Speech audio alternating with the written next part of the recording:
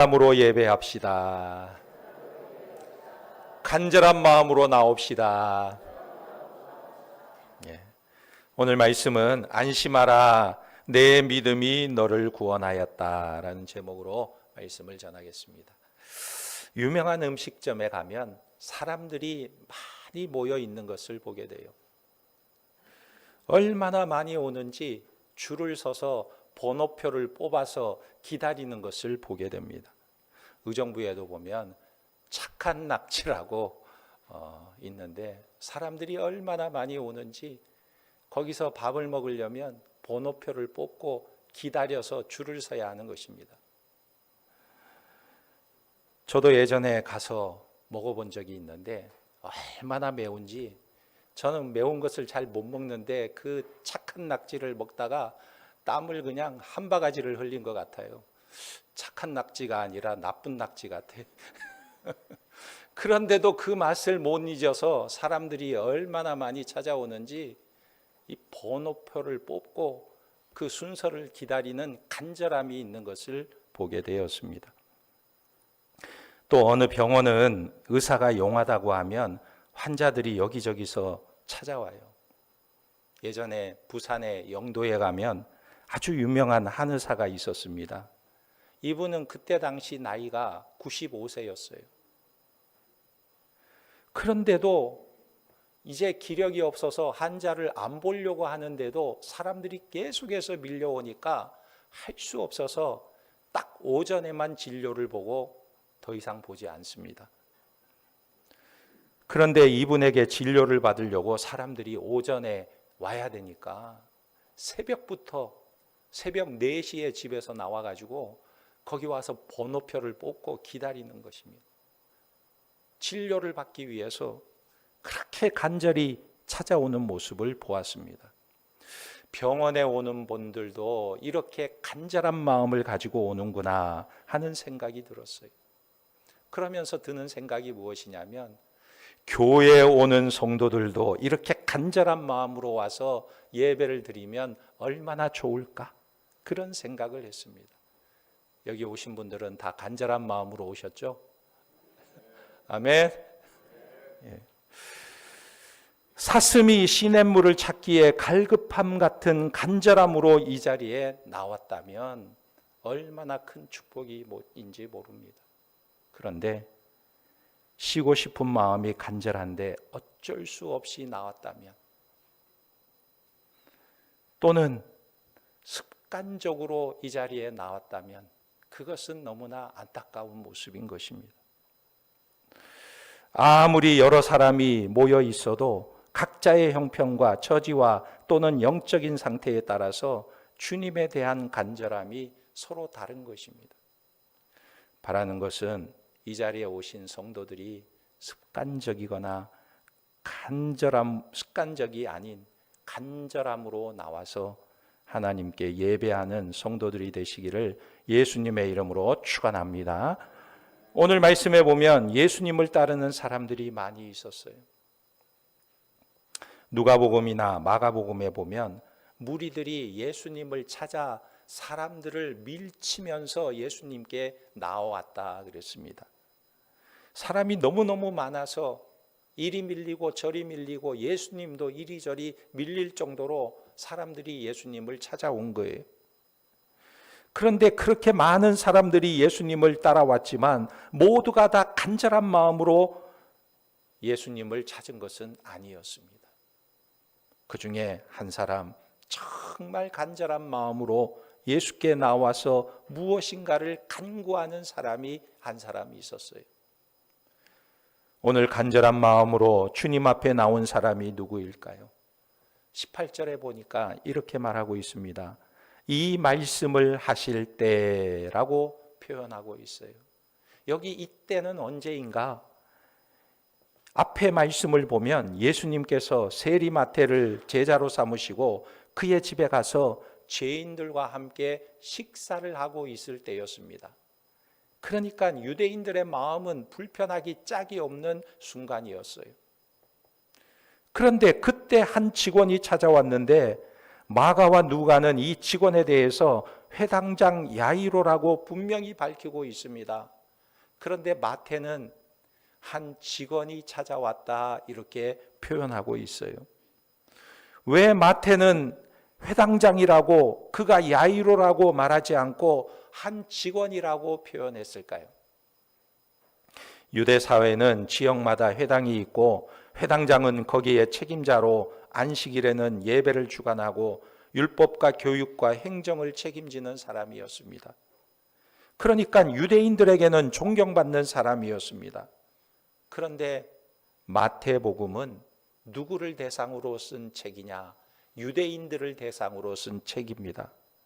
그래서 불편한 오해를 살까봐 이 사람에 대해서 굳이 언급하지 않고 한 직원이라고 말했던 것입니다. 왜냐하면 서기관이나 바리새인들 또는 대제사장들이 다 예수를 미워하고 있는데 그 밑에 있는 회당장이 예수께 나와서 무릎을 꿇고 자기 딸을 살려달라고 간청한다는 것이 있을 수가 없는 일이었던 것입니다. 예수를 반대하는 세력에 속해 있는 회당장이 예수께 찾아와서 자기 딸의 병을 고쳐달라고 하는 것은 체면이 서지 않는 일이었던 것입니다. 비웃음거리가 될 수밖에 없는 일이 뻔한 것입니다. 그런데도 회당장 야이로는 예수님이라면 자기 딸의 병을 고칠 수 있다는 것을 확신했던 것 같아요. 아무리 유대 사회가 예수님을 정죄하고 비난해도 예수님은 하나님께서 보내신 분이라는 것을 그는 믿었던 것 같아요. 그래서 사회적인 명예나 지위를 포기할 각오를 하고 예수님께 찾아온 것입니다. 이것이 바로 믿음인 것입니다. 믿음은 사람들의 반대를 무릅쓰고 따돌림을 각오하고 나오는 거예요. 그런데 회당장 야이로는 예수님 앞에 와서 무릎을 꿇고 그랬어요. 무릎을 꿇었다. 자기 딸을 고쳐달라고 간절히 요청하고 있는 것입니다. 이것을 보면 지금 회당장은 예수님을 찾는 간절함이 그에게 묻어나고 있는데 자신의 사회적인 체면이나 명예나 지위를 다 포기할 각오를 하고 예수님을 찾아온 것입니다. 그런데 한 가지 특이한 것을 보면 이 회당장이 예수님께 한 말이에요. 뭐라고 말했냐면 18절에 이렇게 말하고 있습니다. 오셔서 그 몸에 손을 얹으소서 그러면 살겠나이다 그랬어요. 오셔서 그 몸에 손을 얹으소서. 오셔서 손을 얹으소서 그랬어요. 앞에 백부장은 예수님께 뭐라고 말했습니까? 자기 하인이 죽어갈 때 주님 우리 집에 오시지 마세요. 오실 필요 없어요. 그저 주님 명령만 내려주세요. 주님 말씀만 하세요. 그러면 내 종이 낫겠나이다 그랬어요. 그런데 오늘 해당장은 굳이 예수님께 자기 집에 오세요. 자기 집까지 오셔서 그 몸에 손을 얹어주세요. 이렇게 부탁하고 있는 것입니다. 그래서 이 말씀을 읽는 사람들은요, 이 회당장이 백부장보다 믿음이 좀 약한 사람이 아닌가 이렇게 생각하기도 합니다. 그러나 이것은 유대인들을 잘 모르기 때문에 하는 말이에요. 여기서 유대인들에게 있어서 손을 얹는다는 것, 손을 댄다는 것은 아주 중요한 의미를 가지고 있습니다. 저들은 제사를 드릴 때 어떻게 제사를 드립니까? 하나님께 제물을 가져와요. 제물을 가져와서 그냥 제물을 딱 올려놓는 게 아니고 이 제물의 머리에 손을 얹어 안수하고 나서 제물을 드리는 것입니다. 그러니까 이것은 아주 중요한 의미를 갖는 것입니다. 왜 그렇게 해야만 하냐면 내 죄가 다 그 짐승에게 전가된다는 의미가 있기 때문에 반드시 하나님 앞에 제물을 드릴 때 그 제물의 머리에 손을 얹고 드렸던 것입니다. 그러나 백부장은 이방인이었기 때문에 그 내용을 잘 몰라요. 그래서 자기가 경험한 군대의 예를 들어서 주님 말씀만 하옵소서, 제가 장교인데 병사들에게 명령만 내리면 그대로 모든 것이 다 되는 것처럼 주님도 말씀만 하십시오. 그러면 내 종이 나을 것입니다. 이렇게 말했던 것입니다. 그런데 만약에 유대인들이 이 마태복음을 읽는다면 이 회당장이 주님 내 집에 오셔서 손을 얹어주소서라는 이 말이 이것이 무슨 내용인지 느낌이 팍 올 거예요. 주님 손을 얹어주소서, 이 말에 대한 내용이 느낌이 탁 오는 것입니다. 손을 얹는다는 것은 굳이 설명할 필요가 없는 매우 강력한 메시지였던 것입니다. 그래서 이 손을 얹는다는 말이 무엇이냐면 예수께서 딸의 병과 죽음을 자기에게로 전가시켜 달라는 것입니다.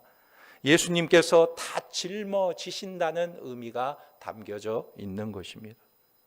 자, 그런데 이런 급한 상황 속에서 회당장 집으로 가는 중에 갑자기 12해를 혈루증으로 앓는 여자가 길에서 이 예수님의 걸음을 멈추게 한 거예요. 지금 회당장의 딸이 급히 죽어가고 있는데 그곳으로 급히 가고 있는 예수님의 발걸음을 혈루증에 걸린 여자가 멈추게 한 것입니다. 그래서 예수님이 잠시 지체하자 결국 회당장의 딸이 그만 죽게 된 거예요. 여러분, 혈루증이 무엇일까요? 혈루증은 하혈을 하거나 피를 흘리는 병인 것입니다. 그런데 오늘 말씀해 보니까 12해를 혈루증으로 고생하고 있던 여자가 예수님께 찾아온 거예요. 12해를 혈루증으로 고생했다.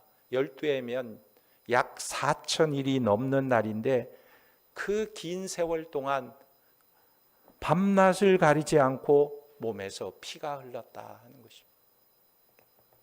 그러니까 이 여자가 여기저기 쫓아다니면서 의원을 찾아다니고 병 고치기 위해서 만방으로 애를 쓴 것입니다. 그러나 조금도 소용이 없었어요. 그래서 마음속에 실망과 절망은 점점 더 쌓여갔습니다. 육체의 기력을 다 빼앗겼고 재산도 다 소비하게 되었습니다. 그리고 그녀의 마음도 이제는 피폐해질 정도로 피폐해졌어요. 질병과 가난과 고독 그리고 좌절, 이것이 바로 이 여자의 상태였던 것입니다. 그런데 거기서만 끝난 게 아니에요.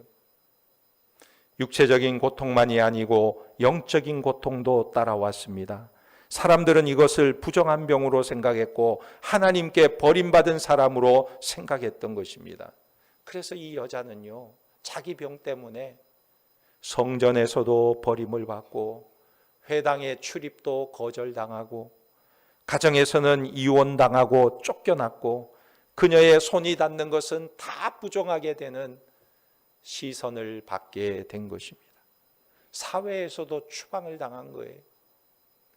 그러므로 이런 시선이 이 여자의 마음을 더 상하게 만들었던 것입니다. 사람들은 이 여자를 보면 저 여자는 하나님께 버림받은 여자다 이렇게 생각했어요. 이런 시선 때문에 이 여자의 마음은 상처가 더 깊어만 갔던 것입니다. 하나님께 저주를 받았다. 나는 매를 맞았다. 나는 죄인이다. 이런 마음이 그의 생각을 깊이 파고 들었던 것입니다. 그래서 여자는 나는 하나님께 버림받은 존재이고 세상에서도 버림받은 존재다. 나는 아무 쓸모없는 존재다. 이런 생각을 하면서 얼마나 그의 인생이 괴로웠겠습니까?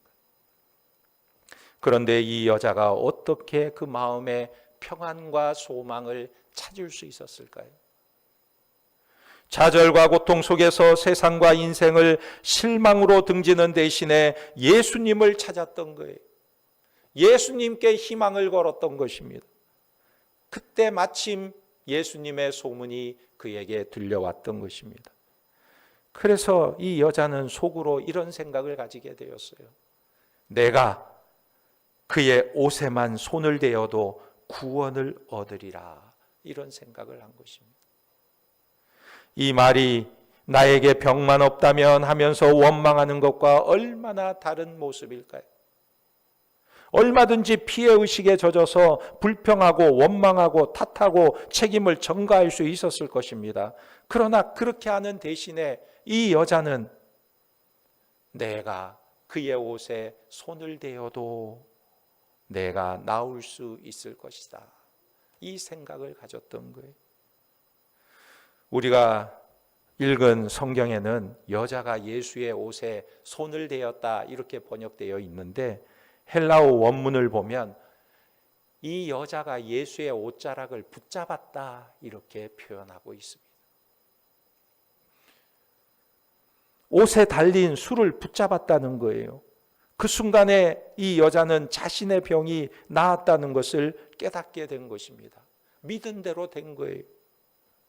그래서 조용히 예수님의 곁을 빠져나가려고 하는데, 그때 예수님께서 말씀하시는 것입니다.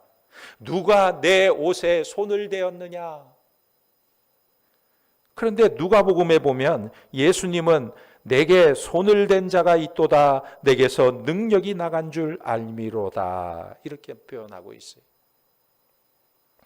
말하자면 예수님은 지금 그냥 어쩌다가 예수의 손에 손을 댄 사람을 찾는 것이 아니라 의도적으로 손을 댄 사람을 찾고 있는 거예요. 신앙에 손을 댄 사람이 과연 누구냐는 것입니다. 젖는 자의 능력을 바라보고 손을 댄 사람이 있다는 것입니다. 여러분, 지금도 우리가 주님의 옷자락을 만지는 일은 예배를 통하여 일어나는 줄 믿으시기 바랍니다. 우리가 예배에 왔다 사람만 만나고 돌아가는 수준을 뛰어넘어야 하는 거예요. 예수님의 주변에 수많은 무리가 옹이하여 물밀듯이 사람들이 몰려왔지만 주님의 옷자락에 손을 대는 사람은 누구였습니까? 주님은 그런 사람을 찾고 있는 것입니다. 그런데 주님은 자기를 만진 사람을 알고 있었어요.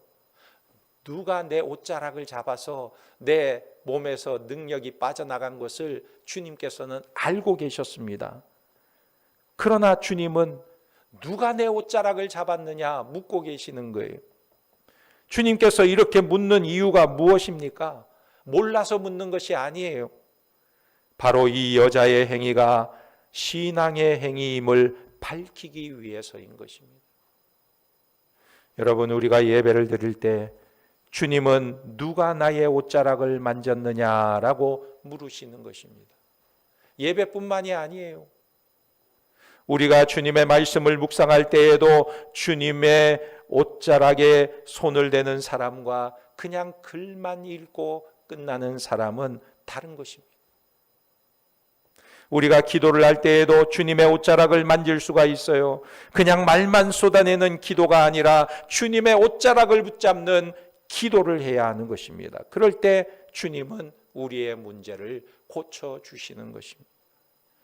우리가 믿음으로 주님을 바라보고 그분의 옷자락을 붙잡으면 주님은 우리에게 평안으로 축복해 주시는 줄 믿으시기 바랍니다. 우리의 육신의 병만 고침받는 것이 아니라 참 평안, 샬롬, 하나님과의 평화를 우리에게 주시는 거예요.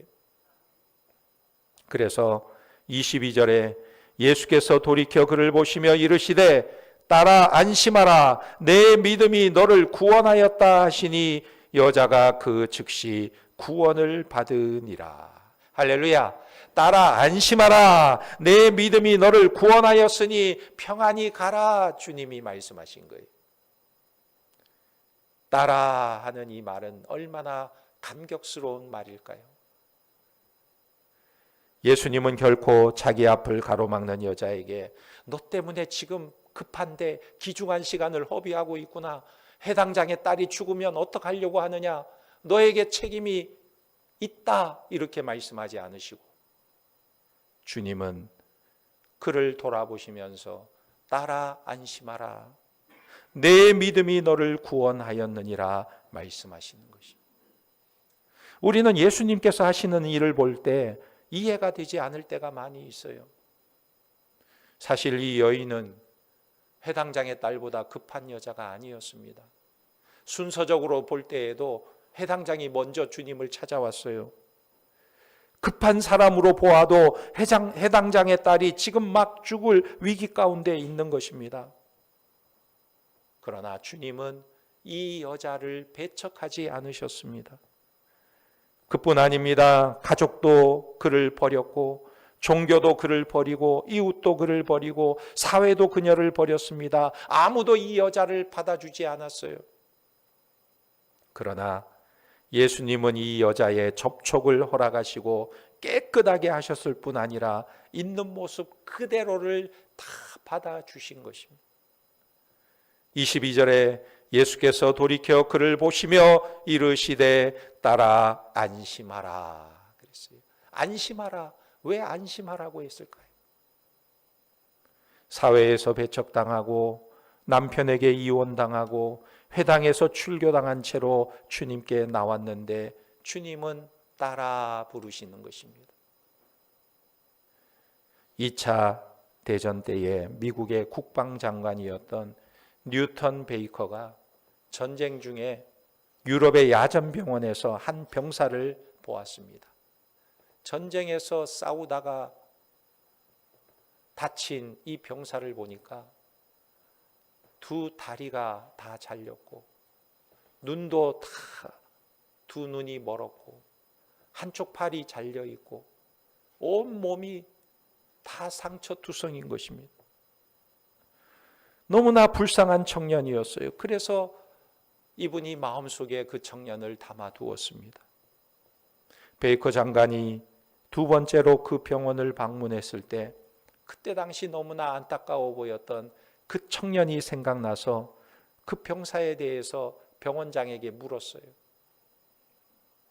그때 그 불쌍한 청년이 죽지 않았습니까? 그러자 원장이 웃으면서 이렇게 대답을 했습니다. 예, 그 병사는 병원에서 자기를 간호해 주던 간호사와 결혼했으니 아마 살아있을 겁니다. 이렇게 말해주는 거예요. 그리고 몇 년이 지난 뒤에 베이커 씨는 장관직을 그만두고 그 유명한 존스 홉킨스 대학의 이사장이 되었습니다. 학교 졸업식 날이 되었어요.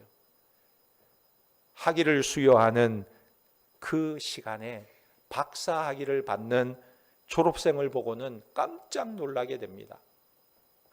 왜냐하면 그 졸업생이 누구였냐면 예전에 야전병원에서 두 눈과 두 발과 한쪽 발을 잃어버렸던 그 청년이 졸업장을 수여받고 있는 거예요. 그래서 베이커 장관이 그 청년의 손을 잡고 이렇게 말했습니다. 자네가 지금까지 살아있어서 너무나 기쁘네. 위로를 했더니 그 청년이 오히려 장관에게 이렇게 위로를 하더랍니다. 장관님이 은퇴하셨다는 것을 신문에서 읽었습니다. 그러나 아직은 하실 일이 많으실 것이니 조금도 낙심하지 말고 힘차게 사십시오. 이렇게 전해주는 거예요. 나중에 베이커가 교회에서 간증하면서 하는 말이 그 순간만큼 자기 인생에 대해서 용기를 얻은 적이 없었습니다 라고 간증을 한 것입니다. 두 발이 없고 두 눈이 없고 한쪽 팔이 없는 청년이 자기에게 용기를 주었다는 거예요. 여러분, 사람에게 중요한 것이 무엇입니까? 오늘 예수님은 여인에게 병자야 하지 않고 따라 이렇게 부르고 계시는 거예요. 이것은 바로 하나님께서 우리를 어떻게 보고 계시는지를 깨닫게 해주는 음성인 것입니다. 내가 아무리 초라하고 아무리 연약해도 하나님은 나를 따라 아들아 이렇게 불러주시는 것입니다. 여러분, 우리가 이것을 아는 것만큼 중요한 것이 없는 거예요. 우리 인생 가운데도 인생을 살다가 남에게 또는 세상에 핥히고 피해당할 사람들이 많이 있어요. 신체적으로 피해를 입거나 종교적으로 정신적으로 고통과 피해를 당했을 수 있습니다. 그럴지라도 우리는 예수 그리스도에게로 나아가야 하는 것입니다. 왜냐하면 그분 말고는 그 어디에도 우리의 문제를 고쳐줄 수 있는 곳이 없기 때문에 그렇습니다. 오늘 본문의 여자는 많은 의원에게 많은 괴로움을 당하고 이렇게 표현하고 있어요. 이 말이 무슨 말씀입니까? 꼭 의원들 뿐만 말하는 것이 아니라 세상에는 우리의 문제를 해결해 줄 수 없는 곳이 너무나 많음을 말하고 있는 거예요.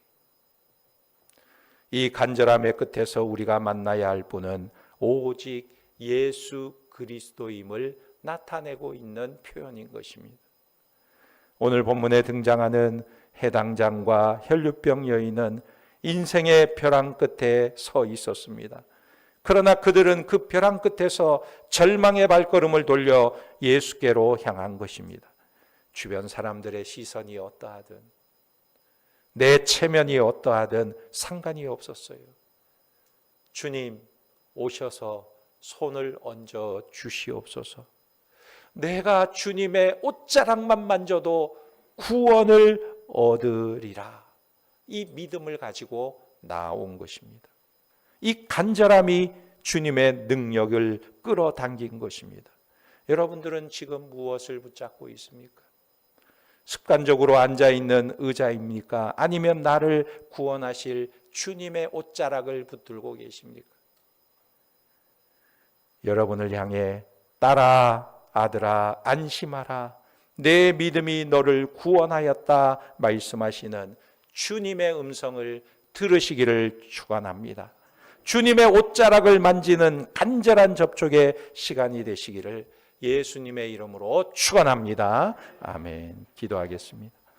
하나님 아버지, 오늘도 우리를 붙들어 주시고 우리를 인도하시는 하나님 앞에 나왔습니다.